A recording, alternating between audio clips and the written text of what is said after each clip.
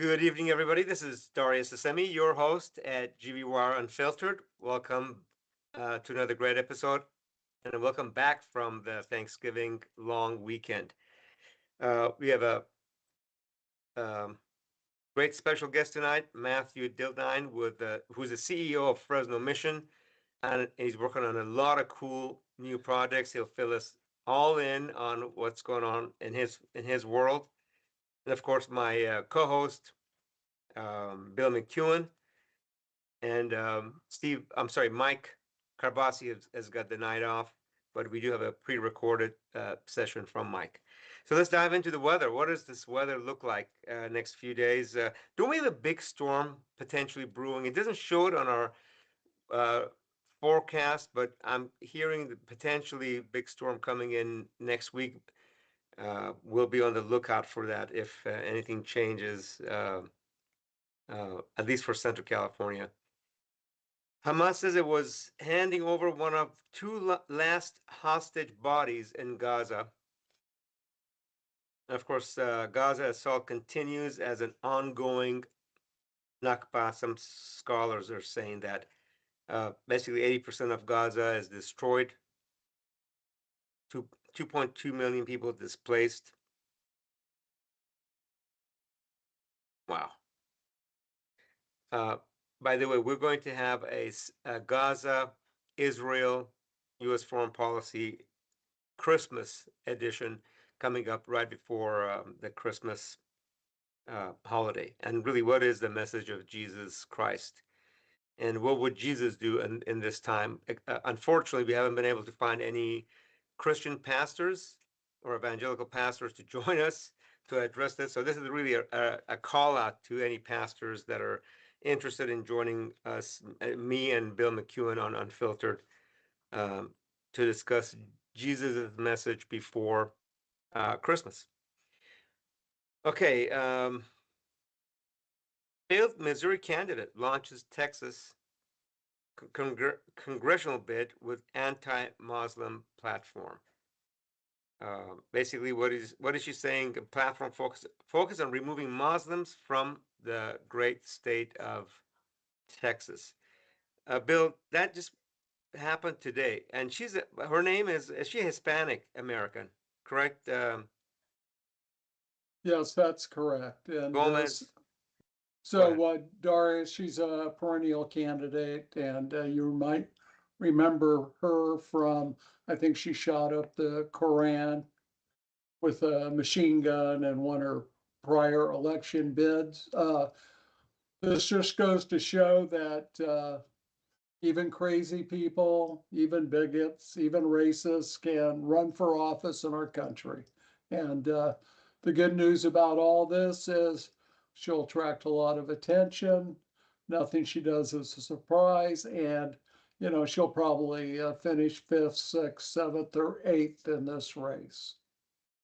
It's always good to call out people, though, when their values are so anti American, but at the same time, people of Texas will reject her, I'm sure. Thank you, Bill, for that update. President Trump says new Federal Reserve chair to be announced early next year. It looks like could be Treasury Secretary Scott Bessent So that Darius, doesn't want the job. yeah, he said he didn't want Yeah. the job. And what's interesting about this is Jerome Powell, I mean, he sees what Trump is doing. Um, you know, here's the call to reduce interest rates, even though inflation continues. That's just not sound economic policy. He wants to keep his hand on the tiller as long as he can.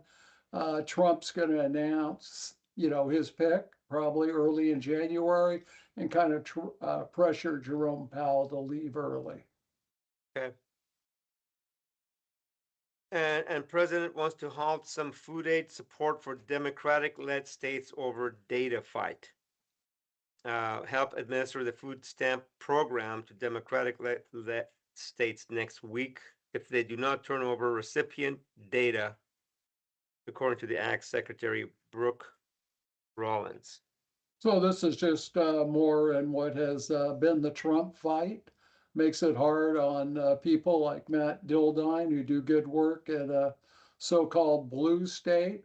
And in this case, it's looking for a reason to say you're going to withhold the money. Trump administration has been big on, they want all the personal information of everyone in America that they can gather. We've talked before on the show how the concept of privacy, which was really held sacred, I would say, until about 15 years ago, that's just totally gone away. And I know that Trump likes to talk about the deep state, but no one has created a bigger deep state than he has since he's returned for a second term. So we'll see how this ends up. As you know, Darius, the Trump batting average in court is very, very low. Okay. And this U.S. Supreme Court is going to rule on the tariff issue. Is it before Christmas or after Christmas, whether those are legal or not? And what's interesting about that today, Darius, Costco joined the lawsuit Yeah. that says if the Supreme Court strikes down his tariffs, whatever tariffs he strikes down, because let's be fair here, the president does have the ability, regardless who the president is, to administer some tariffs. He's just gone completely bonkers and said he's in charge of all tariffs. Those that are, if they are knocked down, Costco will be in line just like every other business in America wanting a refund. There you And go. what's interesting politically is we know how popular Costco is. And when you go to Costco, they don't ask you, are you red or are you blue? They just want your Costco card, right? And your money, yes. Yeah, and so you have a situation now in which MAGA Nation, led by President Trump, is opposed against popular business, extremely popular business like Costco. Uh, this again could lead to more erosion for the Republican Party in the Yeah. 2026 midterms. Thank you, Bill, for that update. Let me bring Matthew in and ask him any comments on the food aid for liberal states? Do you have any comments? Have you been impacted? I mean, it's not yet, but the president wants to halt food aid support for Democratic-led states over data, whatever data there, until they get recipient data. Is that your organization, the mission, getting That would impacted by that? that wouldn't affect my particular organization.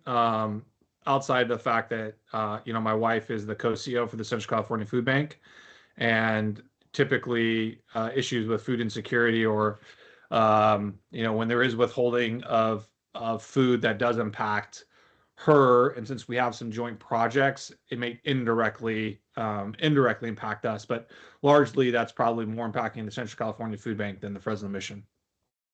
Got it. Thank you for that. Michael Dell putting $250 in investment accounts of 25 million U.S. children. Adds up to a lot of money. But he's one of the top, is it 10 or 20 richest men or couples in the world? It's some number like that. Yeah, so you can do the math, Darius, and see that, this is billions of dollars in contributions. It will be interesting to see how they try and engage families, to take advantage of this. Because as we know in California, even the seed money that comes in for scholarship funds for families, for the children here in California, just a small percentage take advantage of it. Got So it. again, Yeah. sometimes it's not about just giving money to a good cause. As Matt knows, you have to have a great strategy to put that money to use. And oftentimes, putting that money to use effectively requires a really good engagement Yep. strategy. Exactly. You have to be born between 2025 and 2028 to be eligible to receive the investments. Okay, who's running for California governor? There it is. A lot of folks, but Javier Becerra, Katie Porter, Antonia Villaraigosa, uh, Eric Swalwell, and Tom Steyer on the Democratic side. Steve Hilton leads on the GOP, followed by Chad Bianco. Bill, any thoughts on? Well, what was interesting is a recent poll shows that basically Californians are not paying attention to the race, and they are very uninspired by the candidates so far. Okay. Newsom's 9/11 debacle is California's latest failed tech project. Bill, this is one of your stories. Yeah, so it comes to us from Dan Walters at Cal Matters, and in 2019, Governor Newsom made a big announcement that our statewide 9/11 system, for emergencies, earthquake, wildfires, it helps get first responders to those that are really in peril in the most efficient manner possible. Hard to believe, but California, the home of great tech, right? The home of innovation, we're still using an analog system. And so Governor Newsom said, no, we're going into the digital age. We're going to have this great program. It's going to pinpoint very accurately in emergencies where people are at. Firefighters, police officers, all kinds of first responders can get right to where they need to go a lot quicker with the system. Well, we spent $500 million on it. And last year we did a little small test of it, and it failed completely. And Wow. one of the problems is they tried to reinvent the wheel with this thing instead of using proven digital technology, and it just hasn't worked. So it's back to the drawing board on that. And in addition, a couple of years ago, we were supposed to have this $1 billion system that the state would use to manage all its money, and it'd be the greatest thing since white sliced bread. They tested that after spending $1 billion. It didn't work. And now we don't know if we'll ever even see that system. So it's just the latest in the state of California having difficulty with technology, even though we have Silicon Valley and the greatest tech minds in the world right here in our home state. Really great points. One of the most advanced tech states in the union is not Except living up. when we, Yeah. except when we put it in government's hands. There you go. That's right. Bill, tell us about Tom Kane. Okay, so Tom Kane, I have to disclose, and I did right away in this. I know Tom very well, served on boards with him, and he passed away recently, 85 years old. He'd been battling health issues the last couple of years. And my thought was, everybody in Fresno has seen this man, but they probably haven't realized, what his name is or what he does or anything else. So for about 10 years, Tom was the sports information director at Fresno State. And then he went into planning. And when I say planning, not like your kind of planning cities, he planned events, everything, the parking, the security, where do the people go? How do we do the tickets? Everything under the sun. And Tom Kane was the coordinator in 2000, right after 9/11. Darius, if you'll remember, 1 month after 9/11, they had the Billy Graham Crusade at Bulldog Stadium. And there were 201,000 people went through there in 4 days. Wow. The biggest event in the history of the San Joaquin Valley, biggest attendance, all the security issues, especially after 9/11, Tom was the guy in charge, along with Fresno State's campus security, and it went off without a hitch.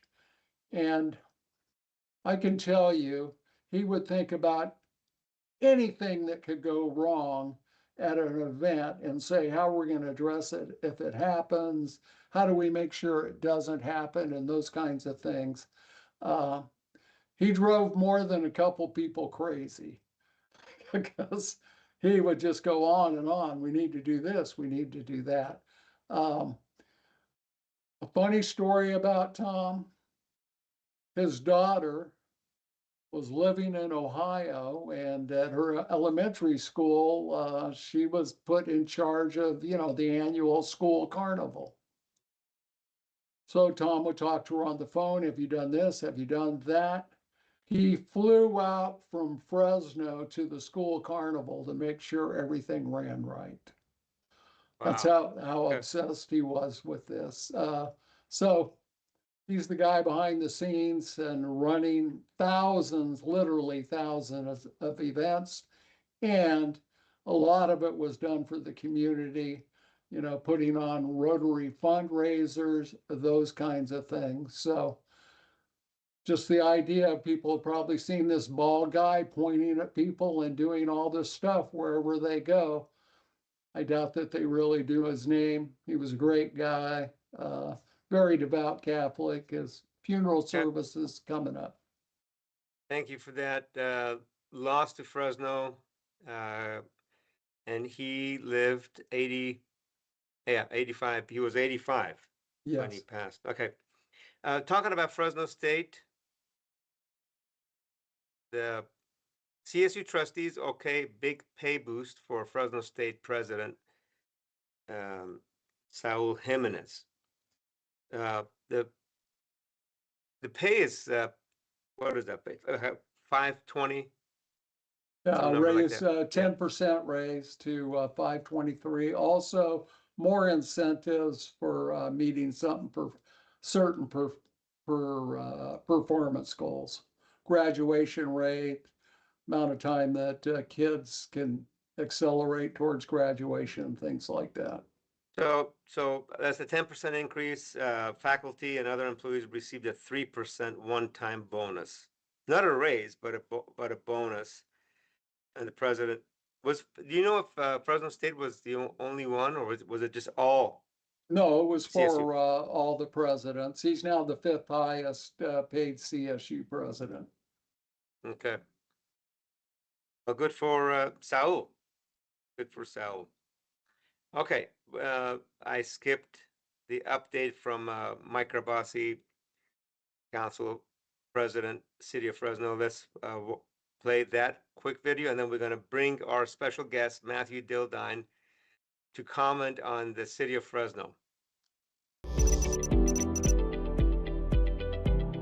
Good evening, folks. This is Mike Carbasi, your Fresno City Council President, with your, for the Unfiltered audience, only exclusive update of what's happening this Thursday, December 4th at the Fresno City Council meeting. It's going to be a light meeting. There are 2 meetings in December. The next will be on the 18th, also at 9 a.m. Folks are welcome to join. They're welcome to submit their comments.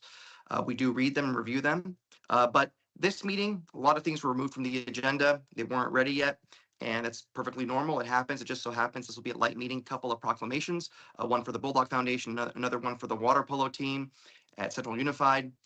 We'll be talking policy-wise about the sidewalk vending ordinance that is having a second reading, as well as the kratom. Kratom is a substance that is legal in most places, that is sold at like smoke shops and convenience stores that we are looking at regulating. The council took a vote at the last meeting to support it, and there'll be a second reading on that item as well. The county just recently supported a kratom ban that's a little bit less restrictive, but was passed by the board.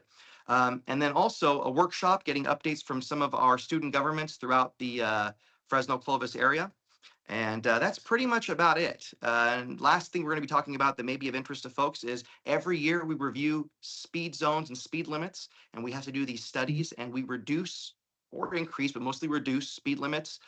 But just so you know, we're not going to turn a 50-mile-per-hour zone into a 30-mile-per-hour zone. It has to be in 5-mile-per-hour increments over time based on data. So if it's not safe, we won't do it. And that's the update. Again, join us 9 a.m. on YouTube this Thursday. If you have any comments, you can send them to clerk@fresno.gov. That's clerk, C-L-E-R-K, at fresno.gov. And that's our update. Back to you, Darius.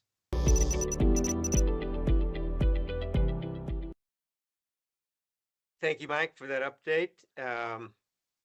Before I bring our special guest on, a couple of other cool announcements. Fresno's Mariposa Plaza reopens with new stages, seating, and an ice rink. How cool is that? Let's put on slide 18. Ice rink scheduled to open in downtown Fresno at the Mariposa Plaza. That's very cool. There it is. That's a location of Mariposa Street and Fulton, where the ice rink is being put together right now. How cool! I love that. Christmas Tree Lane in Fresno set to open with no walk-only nights. So there are no nights where it's only for pedestrians. Opens tomorrow night. Is that correct, Bill? That is correct. Okay. Beautiful, beautiful Van Ness Street, Christmas Tree Lane. Lots of beautiful lights for folks to enjoy. And Central California Food Bank breaks ground on volunteer space protein packing room. That's right up Mr. Hilladine's alley. His wife. Tell us about your wife, Matthew. What does she do for the food bank? My wife is the co-CEO for the Central California Food Bank. Okay. Are you familiar with this new volunteer center? Yeah, Okay. I'm familiar with it because I've taken great pleasure in watching my wife, wife go through the process of trying to build it. Just because it's always kind of soothing to your soul watching somebody else go through the painful process of having to do construction in the city of Fresno. And with all my projects, I would come home and say, "I can't believe this," and you guys know this. "I can't believe this. The city's making us do this," and this, just the process of construction. And then she was going through it, and I'm like, yep. And so it's kind of fun watching somebody else kind of share your pain, but it's actually a great project. So much of what the food bank does is reliant on volunteers, and it's such a great way to get involved in a way that's really impactful. And so that new volunteer center, to be able to expand that, allows them to also expand what they do. But the other really cool thing about it is, I think sometimes when people think food banks, they think just some little pantry someplace, and the food bank is a huge facility. It's basically a logistics company. But one of the ways that they try to do is figure out how to get more people food. And so this protein repack room is actually basically a food processing center, and allows them to take large donations of meat, and then put it into different sizes, proteins, so that it can be distributed out to more people. So it's actually, a really good, really cool project in that. And Darius, this Yeah. repack center, when it opens, it'll be the only one on the West Coast. And that's my one big observation about Central California Food Bank. It's always been a great group, very responsive to the needs of the community. But in the last 5 to 8 years, it's just become cutting edge. They do things before other food banks do them, and they're always testing their efficiency. They're always talking about how many meals do we provide for the buck. And they never rest on their laurels. And so, in Fresno, we've come to accept mediocrity in government for sure. I don't know if we accept it, but we're always railing against it. But when it comes to some of our local nonprofits, we just have people doing remarkable work, and we're very lucky to have them. No, that's a great point. Where is this going up, by the way? It's on their property on North and 99. Okay. Very cool. Now let's talk about your projects. Yeah. Tell us about a Fresno mission. And by the way, before we go there, are you up to speed on the new vehicle mile traveled fee that the city of Fresno is charging? Only cursory, not very Okay. much. Well, there's a opinion page coming out on GV Wire. I'm gonna submit it to other publications. That's tomorrow. be on the lookout on how it impacts home buyers in Fresno and how it negatively impacts them, especially the middle class. Okay, tell us about your city center. Very cool stuff coming up. We have a beautiful image, by the way. Let's put that up as well. So take it away, Matthew. Yeah, so City Center is hopefully one of the other cool projects that we've been able to do here in Fresno.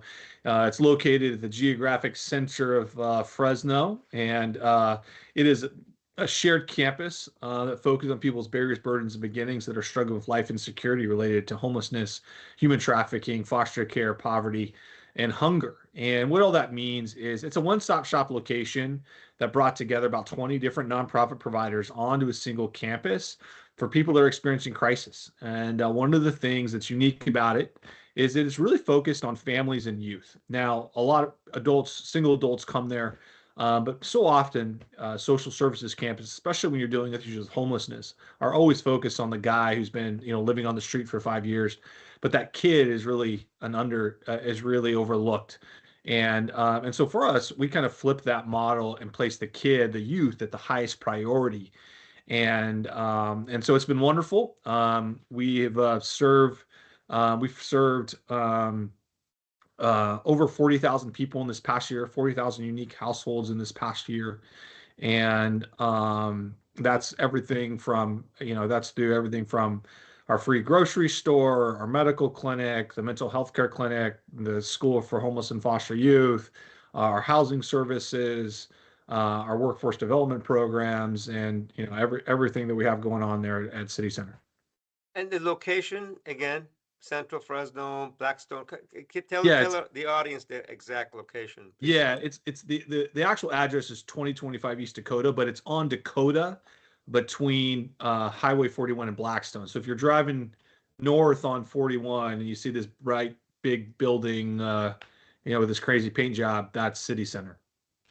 Cool. And did you build it from the ground up?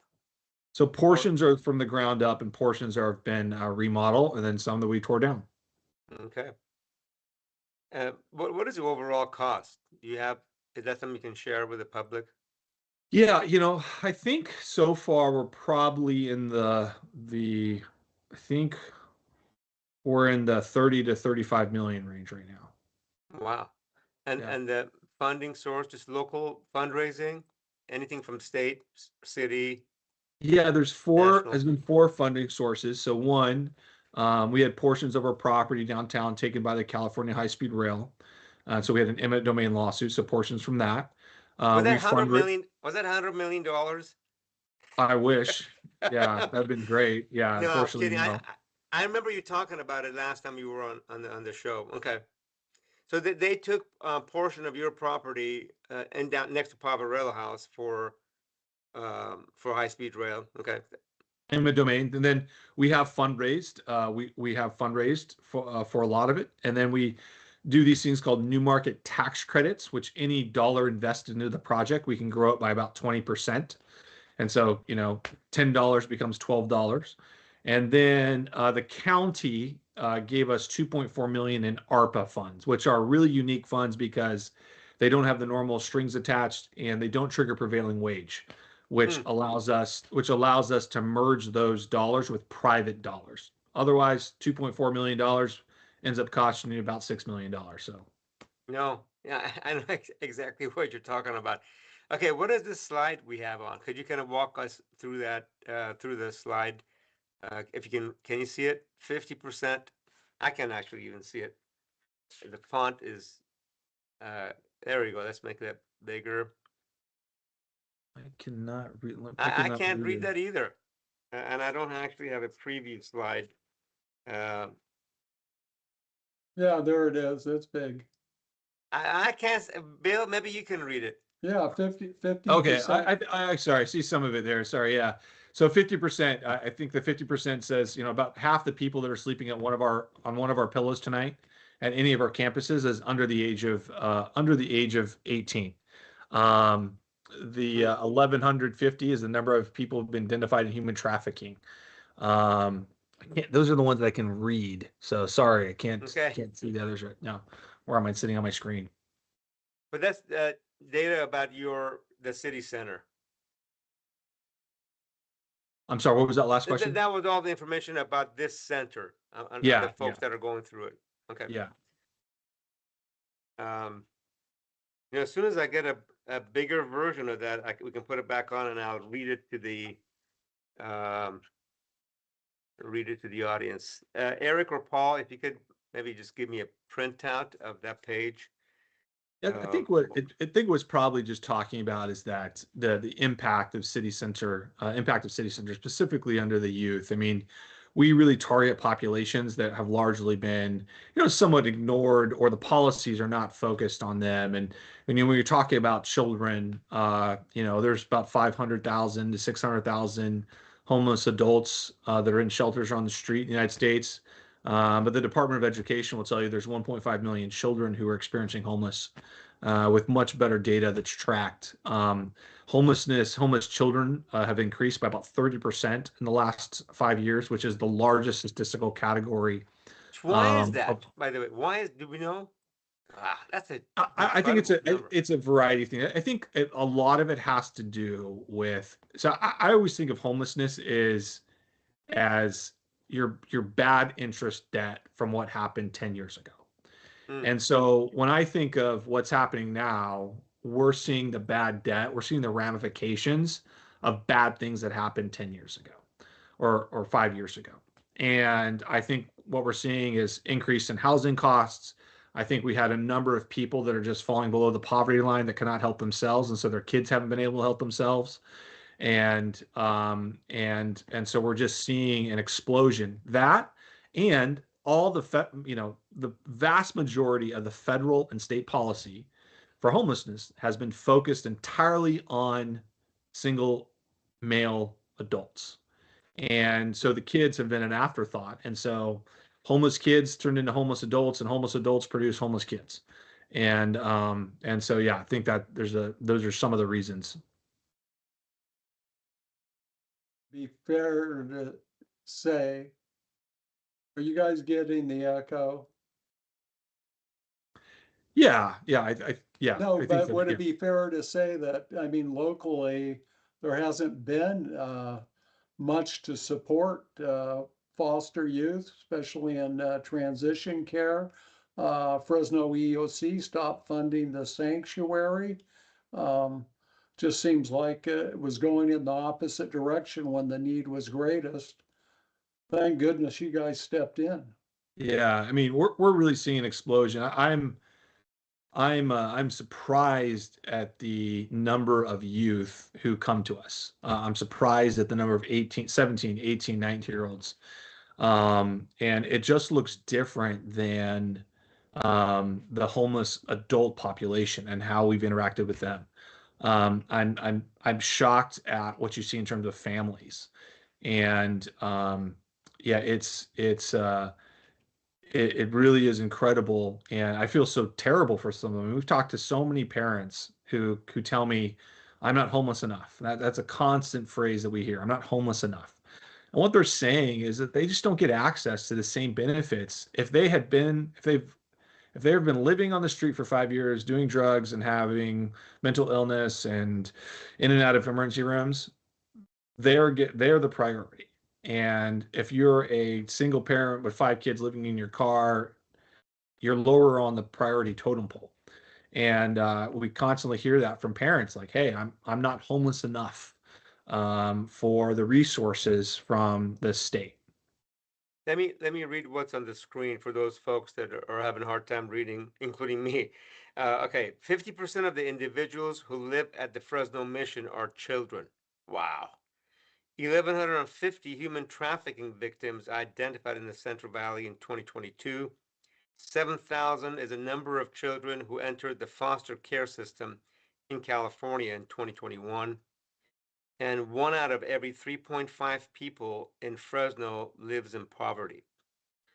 12 to 14 is the average age of first-time alcohol drug use in Fresno County. These are astounding statistics, Matthew. At 50%, so half the folks that live at the mission are children. Is that correct? That's correct. Yeah. Wow. Lots of kids.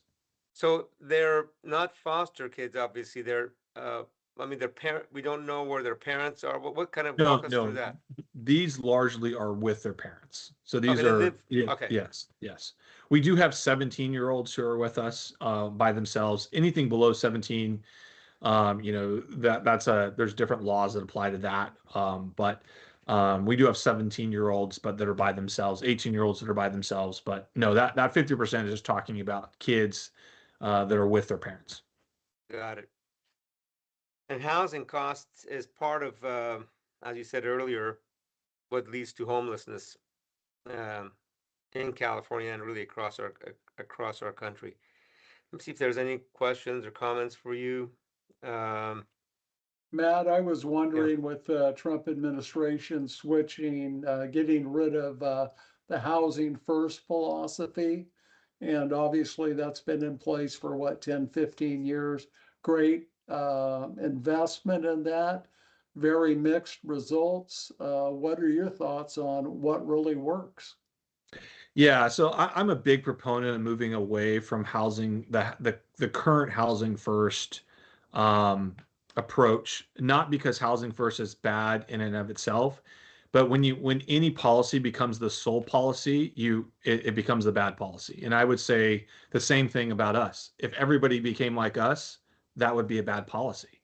We need a diversity of options, and housing first has not allowed for a diversity of option, and it's an option that's too expensive, and um, it's one of those things that it is a holy cow, and in private, the people who are in charge of it don't even like it. And so I've talked to people at the highest levels, and it's kind of one of those things. You talk to them, and you talk to them at the conference, and they're on stage saying housing first, and then you go backstage and you're like, no, we gotta do something. And that's kind of how it's been. And so for those who don't know, housing first is the idea that the way to solve homelessness is to give people it's basically to give people a house or an apartment, right? And it's going directly from, say, street into the housing, but not housing that requires anything of them, anything of them. In fact, I was actually talking the other day, and I'm actually talking next week, meeting in Denver next in 2 weeks with the founder of this housing first philosophy under the Bush administration. We're meeting in Denver, and he would even say that what has happened is not the intention, because what's happened is housing first has just produced a system that puts people into housing without the wraparound services. The intention was always to have the wraparound services, except that's not what's happened. It's just been housing without the supportive services. And so what's created is this homeless industrial complex. And the Trump administration has been shifting away from it. And I've been very tied in to some of these policy shifts. Been to Washington, in the White House actually a couple times over the last 6 months. I was on the phone today with the person from the federal government who's in charge of it, the U.S. homeless czar. He's been to Fresno, talk with him, meet with him regularly, and there's really an intention to try and shift away from this homeless industrial complex. But as you can guess, anytime you're shifting, policy changes are like sledgehammers. They make an impact and they do damage all at the same time. And so this shift away from housing first to things that are more treatment focused to some of the programs that worked prior to the housing first, even though it's still allowing for certain housing first components, is causing huge disruption.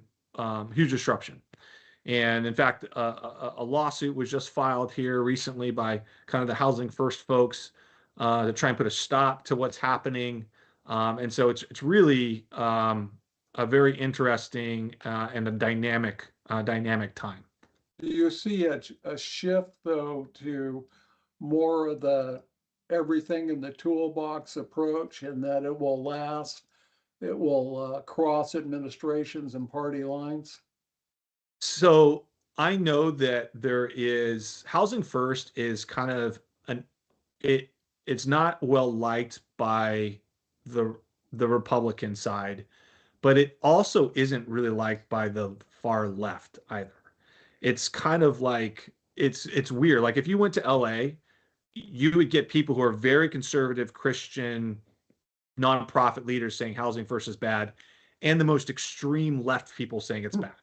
Sounds like Yeah, immigration reform, by the way. yeah. It sounds like it must be Yeah.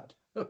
Yeah, what you're not going to get is the people that make a lot of money off of it, though, and the people Right. that it's their bread and butter, who are affordable housing developers, who need the rental income, who want the vouchers, right? The housing authorities, and not saying that they're bad, but of course, I would be mad if somebody turned off the spigot to my work as well.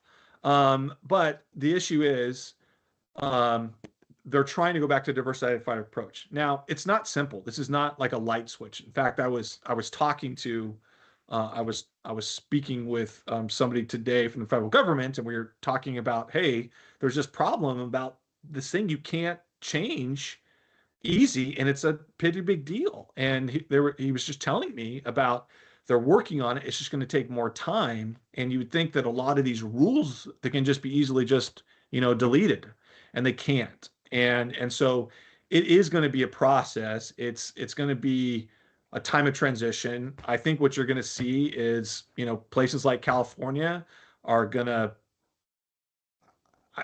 I think personally, Gavin Newsom is very excited that this is happening because he has somebody to blame when homelessness increases, and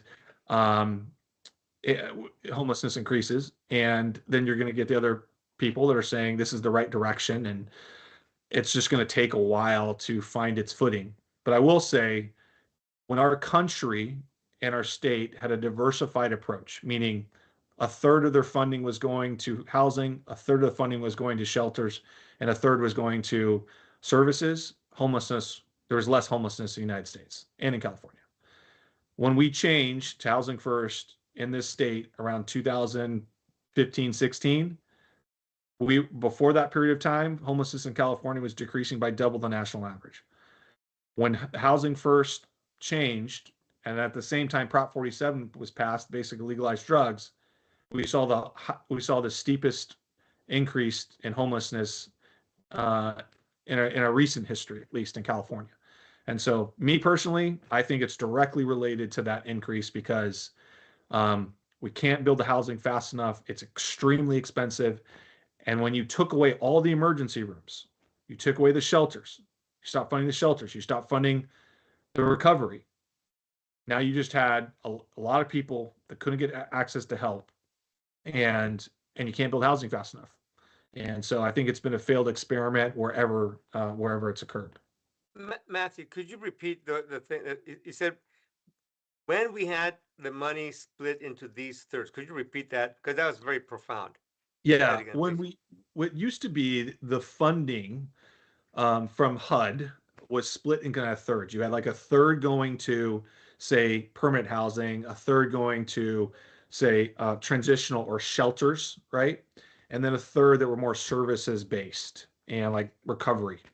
And when that happened, there was just less homelessness. When housing first, when implemented, almost not 80 to, I would say 90% went into housing, and the other 10%, we're going to some level of service, but there's just simply not enough. So then what happened is they all, in this effort to build housing, the shelters dropped off and the recovery services dropped off. Well, while you're building the housing, you had all these people that were doing drugs, and that just, kept ticking up, right? And then you end up with LA, right? And LA is like, past the point of no return. Because they went all in, they invested all state dollars, all federal dollars, and then they passed $1 billion bond to build housing, not shelters. And what occurred is that their streets, you can't build anything fast in LA, and their streets started stacking up with people, and now they're at a place where they can't get out of it. So, you mean regulation a slowdown because of over regulation? They can't build the housing fast enough. Is that what you're referring to? well, I think that's part of it. Yeah, I mean, certainly, yeah. I mean, there's a reason why California has a housing crisis, and it's not. Yeah, I mean, regulation is the killer of construction here. I mean, you're certainly are well aware of that, Yeah. but doing anything is so incredibly difficult. that you just can't build fast enough, and it's expensive and it slows everything down. So yeah, I for those people who have not done construction before, um, the ability to build in Fresno and anywhere in California is incredibly difficult. And Fresno is difficult, and I think LA is, double, if not triple, as difficult as it is here. And Fresno just made it more expensive to build single-family homes. You've read a few articles on GVWire, and my opinion page comes out tomorrow. That's going to be something similar to that. Is going to be the image that housing, shelter, money, city of Fresno, cost. Uh, by the way, what's the plaque or the rendering behind you? It looks like maybe it's an image on the Yeah, so wall. it's an image of what's called the landing. So the landing is it's a youth drop-in center here at City Center for vulnerable youth. These are youth who are being trafficked. These are youth who are runaways, foster youth, and so we have a special place. So Bill, you mentioned the sanctuary. So we've created a new place, a new drop-in center that's for youth. So if a youth is in trouble, they can come there. Um, and get access to housing, get access to services. But really, it's a port in the storm. It's a place of refuge for kids that are in a storm. And it looks like it looks like Chip and Joanna Gaines designed a facility within in our building, and so yeah, that's what's behind us. So Cool. Matthew, somewhat related question, not to the landing, but to food bank. And I know it's your wife that's the co-CEO.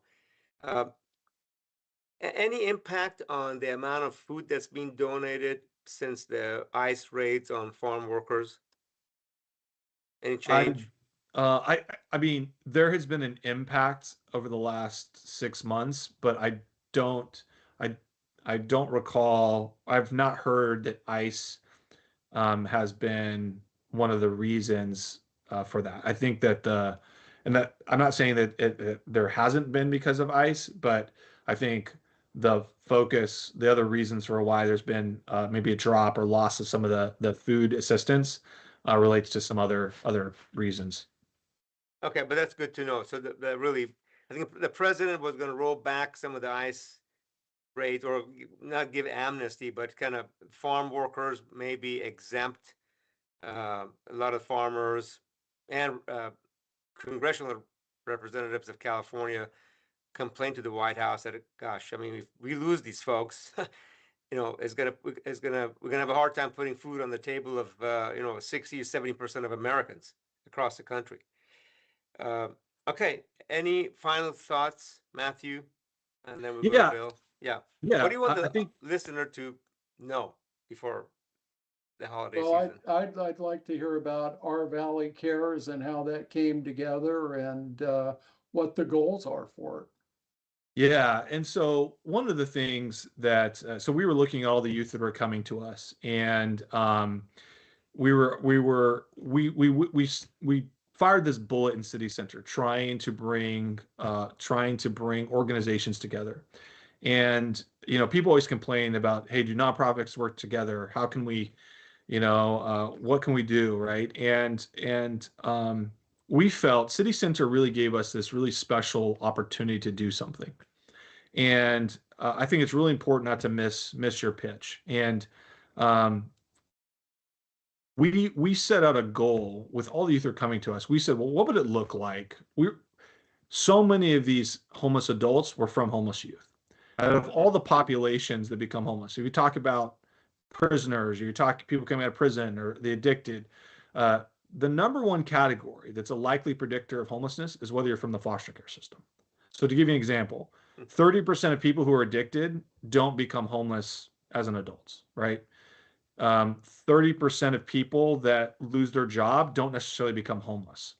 30% of people that lose their housing don't necessarily become homeless. 30% of people who exit prison don't end up being homeless. But 30% of people, kids who age out of the foster care system, will become homeless. And that's just incredible to me. The federal government actually recently, when you look at trafficking victims, the federal government recently released a report that said 90% of human trafficking victims are from the child welfare system. And we were just looking around and seeing the faces behind these statistics. And so we said, hey, what if we did something to try and change the narrative in our community? What if we said, we are going to create the best system of care in the entire country and the best places of care, right? What if we were to create the system? We put a compass point for our community saying we were going to create this, we were going to do this, and to set that goal out there to try and do that. And so that's what we did. This Our Valley Cares. We're setting a goal. We created this initiative called Our Valley Cares, which brought together a number of nonprofits, and a number of nonprofits to create this system. And then as also part of that, one of the beautiful things that that's happened is City Center. City Center looks unlike anything else in the rest of the nation, and we have people who have come from all over North America already to look at it, to be here, to take tours. But it's also shown us that we in Fresno can care for people in a different way. We would love to think, hey, if Nashville does music, Hollywood does movies, Silicon Valley does startups, but what if when people thought of Fresno, they thought of it as that place that had the most amazing places to care for people, that help people in the most radical ways? And we started that journey with making sure that there's no youth who are going to face crisis. And so that's foster youth, trafficked youth, youth that are aging out of that foster care system. And so what we did in creating this initiative, we created this fundraising platform. Now, I raise money. It's very uncommon for nonprofits to raise money for other nonprofits. But I'm also a Christian nonprofit, right? And while I don't have strong opinions on Gaza or Israel because I don't know that much about it, I do have strong opinions that we do believe in a God of abundance. And so what we did was we created a fundraising platform that allows people to go on at ourvalleycares.com and choose something they're interested in, asking them to sponsor for like one night, sponsor a bed one night for a kid who's being trafficked. And if you do, that money is going to go to breaking the chains. Or you might buy groceries for a kid. If you do, that money is going to go to Central California Food Bank, or to help out a homeless kid. It will go to us. And so what we're trying to do is create this funding platform that we want Fresno to get behind to help us build this system.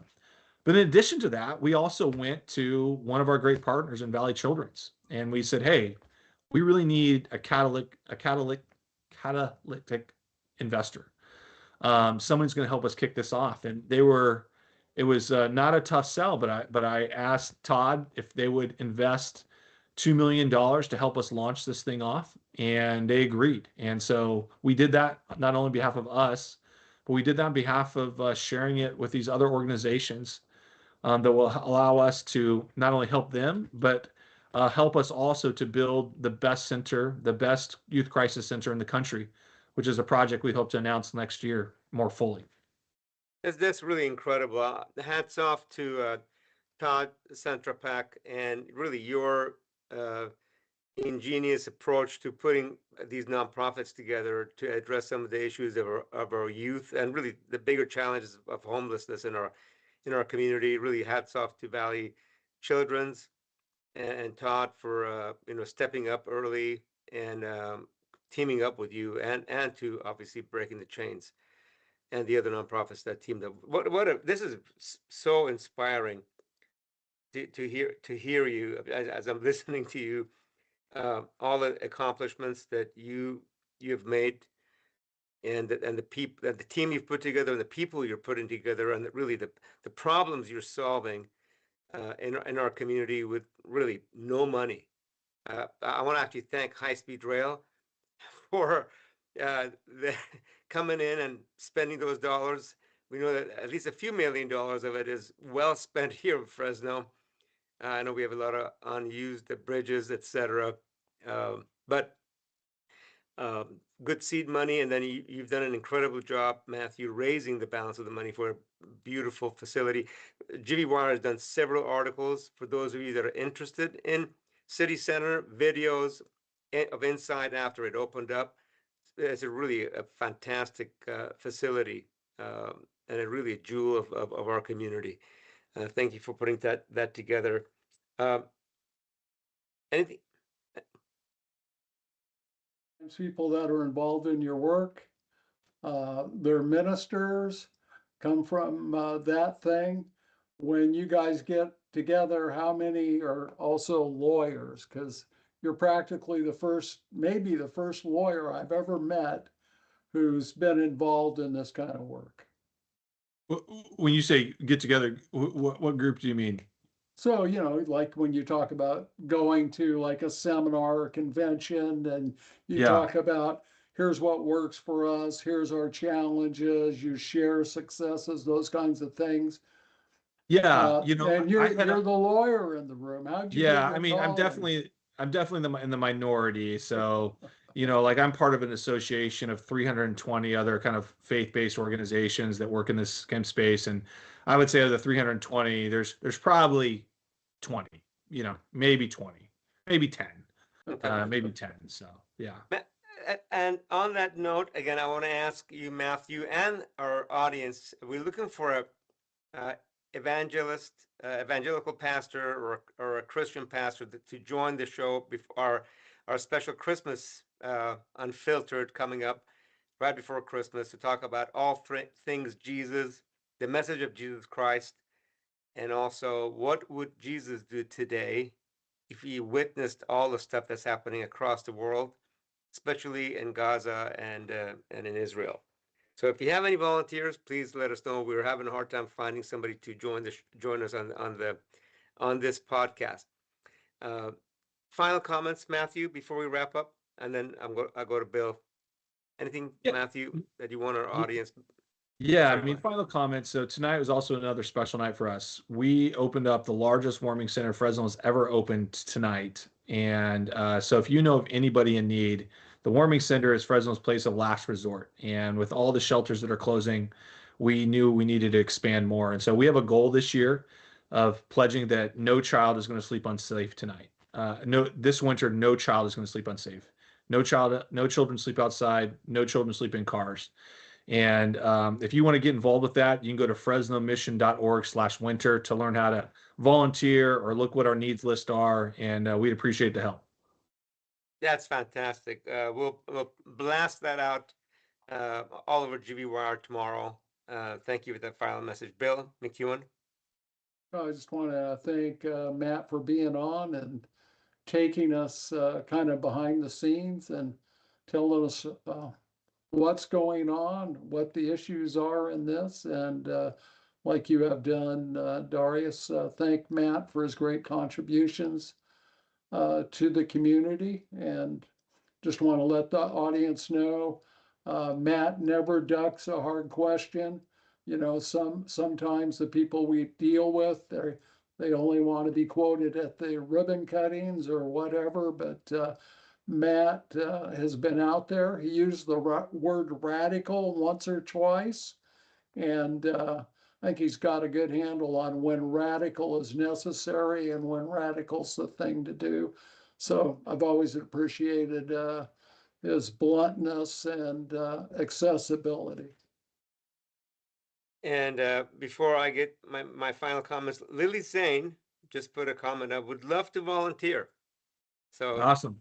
Awesome. Go to fresnomission.org/winter. We're there looking you for go. volunteers. Repeat that address again. fresnomission.org/winter. Great. And my final comments are great job. And really, you have a lot of character. You have a lot of strength in what you've done. And as somebody who's got an incredible background and education, to dedicate your life to take care of the underserved, especially the youth, is really incredible. Question: there's several organizations in our community that what would Fresno do without them? And you're one of those. Thank you. I appreciate that. Thank you for what you do. Thank you. Good night, everybody.